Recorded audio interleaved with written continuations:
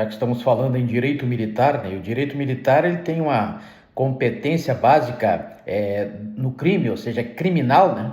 Essa semana nós tivemos aí uma notícia de que o STM confirmou a pena de um soldado a 3 meses e 18 dias, a pena em função da condenação pelo crime de ato obsceno, né? Ato obsceno porque ele acordou o colega lá com o órgão genital, né? Então vejo que cometeu aí um ato obsceno e por isso foi julgado e condenado pela Justiça Militar dentro daquela competência prevista no artigo 122 da Constituição Federal. O importante é que o soldado ele foi condenado e chegou até o STM, né? Então vejo que andou esse processo para chegar na última instância, né? Na instância superior, no Tribunal Superior Militar, para ser julgado.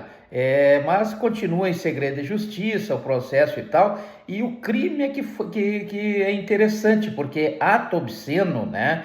Muitos entendiam que ato obsceno nem estava previsto ou não era previsto no Código Penal Militar, ou seja, no Decreto-Lei 1001 de 69, né? O Decreto 1001 de 69 é o Código Penal Militar que tem algumas diferenças aí do Código Penal normal, Código Penal brasileiro, né? Então vejo que essa conduta prevista lá no artigo 238 do Código Penal Militar, do Decreto-Lei 1001 de 69, o ato obsceno, é mais ou menos parecida com aquela do artigo 233 do Código Penal brasileiro, o Código Penal aí, que não é o Código Penal Militar, né? Então vejo que esse crime do artigo 238 na verdade, sujeito à mesma pena, detenção de 3 meses a 1 ano, né? De 3 meses a 1 ano,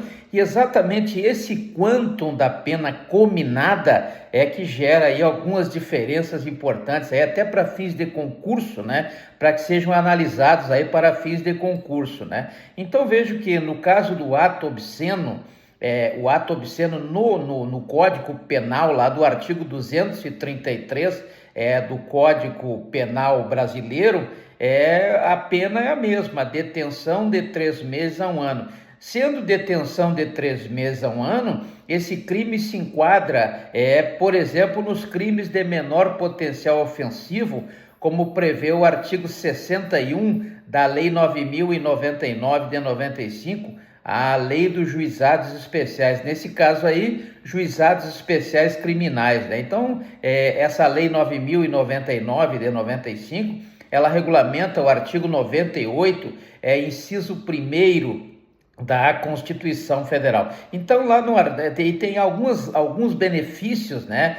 Não digo benefícios, mas alguns requisitos que são a favor daquele que está sendo julgado. Então, por exemplo, o crime do artigo que se enquadra no artigo 61 da Lei 9.099 de 95, que é o crime de menor potencial ofensivo, cuja pena máxima é até 2 anos, né? Então nós temos aí, por exemplo, lá no artigo 74 da Lei 9.099 de 95, temos a composição civil, ou seja, a possibilidade do Ministério Público oferecer uma composição civil, a pessoa paga um valor e aí se livra aí da acusação, né? Então, a composição civil, como prevê o artigo 74 da Lei 9.099 de 95, também tem lá no artigo 76 a chamada transação penal, né? O direito penal, como trata de crime, né? De ações ou omissões típicas,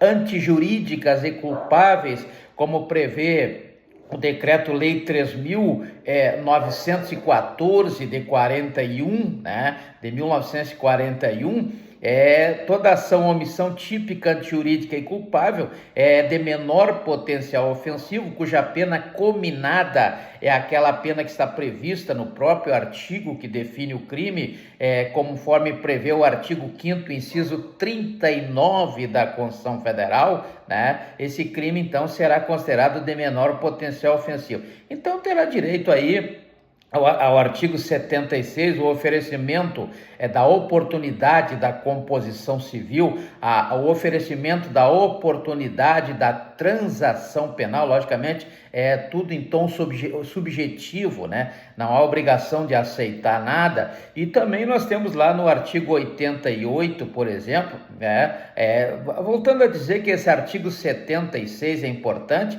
porque o direito penal como um todo, ele é um direito indisponível, né? Não tem negociação, não tem acordo, a não ser nesse caso aí da transação penal do artigo 76 da Lei 9.099 de 95, né?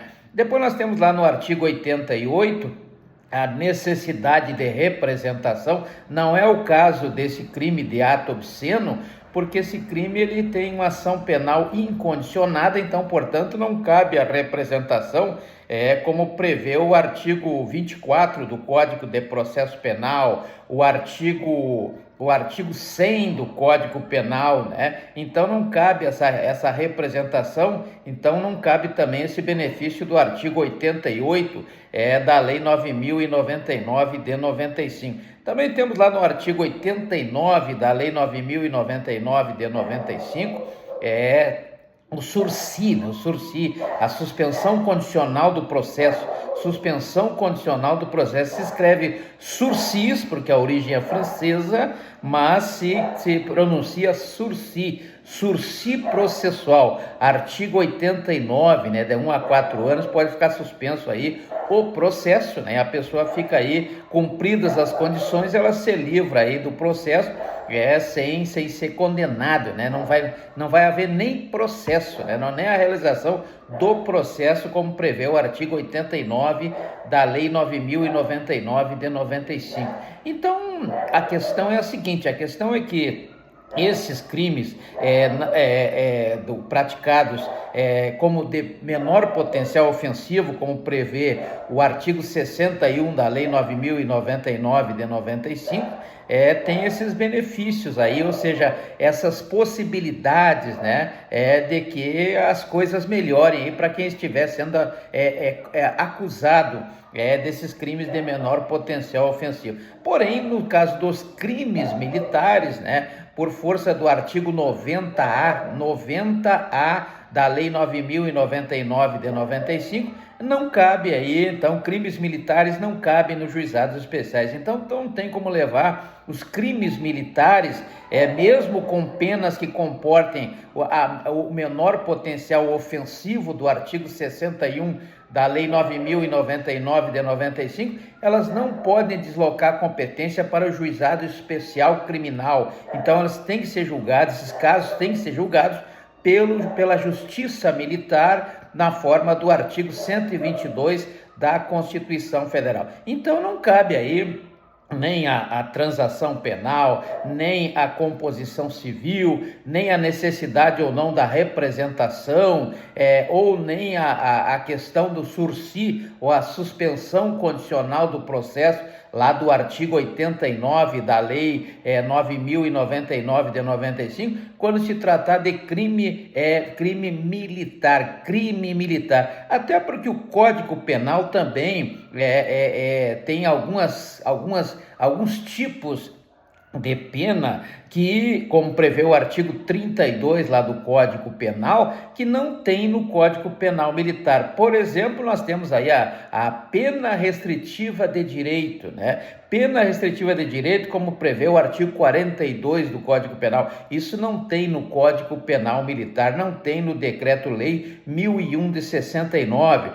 Também não tem a pena de multa lá do artigo 49 do Código Penal brasileiro, não tem no Código Penal Militar. Então, o Decreto-Lei 1001 de 69 não prevê a pena de multa. Então, não tem como levar para o juizado especial em função disso, né? Porque não tem a compatibilidade necessária quanto à aplicação das sanções, né? Então vejam que não há como aplicar por força expressa do que está escrito no artigo 90A da própria Lei 9.099 de 95. Então vejam que o crime militar tem uma circunstância diferente, né? O crime militar começa-se a avaliação se é ou se não é crime militar, tanto em tempo de paz, do artigo 9º, ou quanto no tempo de guerra, do artigo 10 do Decreto-Lei 1001 de 69,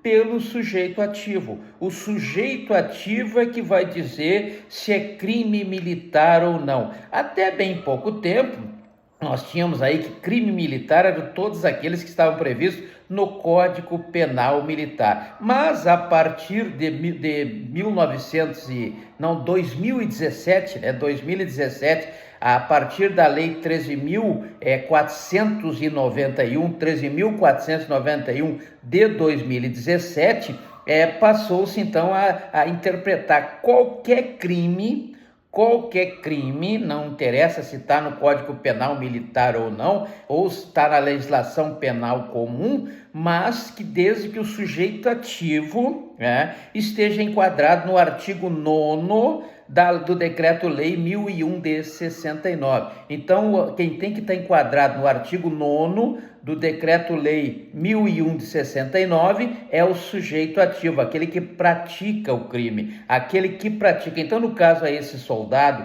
que praticou o ato obsceno acordando o outro com o órgão genital, ele está com certeza enquadrado no artigo 9º do Decreto-Lei 1001 de 69, né? 1001 e 69. Então veja que o artigo 9º diz que é crime militar em tempo de paz, e aí nós temos lá no parágrafo 1º, na verdade, nós temos a previsão, né, desse crime no inciso 2º, não, artigo 9º, inciso 2º, artigo 9º, inciso 2º, a linha A, ou seja, militar da ativa contra militar da ativa. Militar da ativa e militar da ativa está enquadrado lá no artigo 3º, parágrafo 1º, a linha A, do decreto da Lei 6.880 de 80, Lei 6.880 de 80, né? Lei 6.880 de 80 é o Estatuto dos Militares. E lá no artigo 3º, parágrafo 1º, a linha A, diz o que é um militar da ativa. É aquele que está servindo, né? Em qualquer condição, desde que ele esteja na ativa, esteja servindo, ele está trabalhando normalmente, então ele está na ativa. Se ele praticar um crime contra outro militar que esteja na mesma situação, esteja na ativa, ele vai ser logicamente enquadrado, essa ação ou omissão típica, antijurídica e culpável praticada por ele, né, como um crime militar. Portanto, será julgado pela Justiça Militar nos termos do artigo 122 da Constituição Federal. Então vejam que quem vai determinar se é um crime militar ou se não é o crime.